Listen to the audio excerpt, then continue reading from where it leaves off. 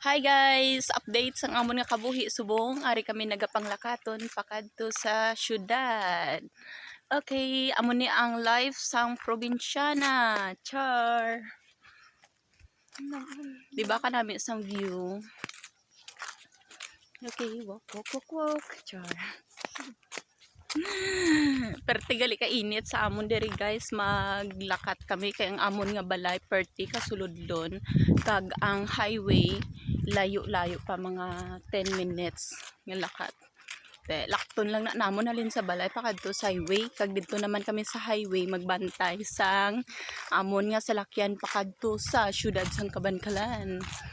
Ay, kakapoy gidya. Perti pa kainit sang tiyempo. Pero okay na lang ning mag-init kaysa mag-ulan. Kay kung mag-ulan naman, bahao naman ang amon nga talamnan. Ti maglubong-lubong naman tong amon nga mga humay. Ti kanugon lang, ti mayon na lang ning init. Pero ginakapoy na gid kami ya guys ang lakat eh. Ari galing ako nga subang si Champing. Hi! Say hi! Bye-bye!